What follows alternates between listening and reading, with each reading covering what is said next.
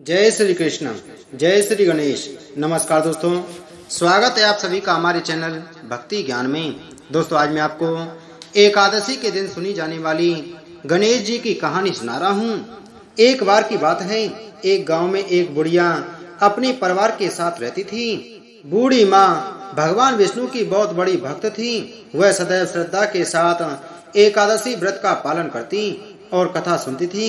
लेकिन बूढ़ी माँ ने व्रत करते समय ना कभी गणेश जी की कथा सुनी थी, ना कभी बोली थी। इस कारण बूढ़ी माँ का व्रत अधूरा ही रह गया। लेकिन बूढ़ी माँ को यह बात पता नहीं थी। बूढ़ी माँ सोचती थी वह संपूर्ण व्रत पालन कर चुकी है।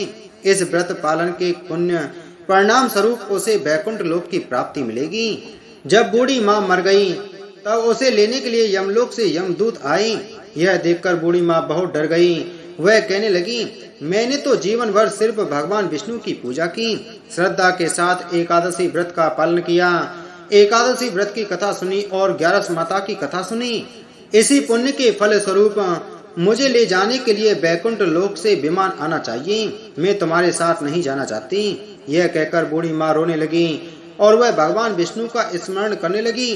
भगवान विष्णु गरुड़ पर सवार होकर वहां प्रकट हुए और कहा, बूढ़ी माँ, आपने हमेशा एकादशी का व्रत श्रद्धा के साथ आदर पूर्वक किया है, लेकिन आपने व्रत करते समय गणेश जी की कथा नहीं सुनी, इसलिए आपका व्रत अधूरा ही रह गया। बूढ़ी माँ भगवान विष्णु से जीवन दान मांगने लगी ताकि वह एकादशी व्रत का ठीक से पालन कर सके और गणेश जी की कथा सुन सके, जिससे वह एकादशी व्रत का संपूर्ण पुण्य प्राप्त कर सके। यह बात सुनकर विष्णु भगवान ने बूढ़ी माता को 2 साल के लिए जीवन दान दे दिया। बूढ़ी माई को जीवन दान मिलते ही वे श्रद्धा से गणेश जी की पूजा करने लगी, एकादशी व्रत की कथा सुनने लगी, 11 माता की कथा सुनने लगी और अंत में गणेश जी की भी कथा सुनने लगी। इस तरह उन्होंने 2 साल के अंदर 4 11 पूरा कर लिया। गणेश जी की कृपा से बूढ़ी माता को एकादशी व्रत का पूरा पुण्य मिल गया। बूढ़ी माँ की सच्ची भक्ति देखकर भगवान गणेश जी प्रसन्न हुए और कहा कि तुमने नित्य नियम के साथ व्रत में मेरी कथा सुनी है और श्रद्धा के साथ आदर पूर्वक मेरी पूजा की है। मैं इससे बहुत खुश हूँ। मैं आपको आशीर्वाद देता हूँ कि जब तक यह संसार रहेगा तब तक पृथ्वी के निवासी आपकी तपस्या के गीत गाएंगे और जो भक्त एकादशी व्रत पर आपकी भक्ति को सुनेंगे उन्हें व्रत का पूरा फल मिलेगा।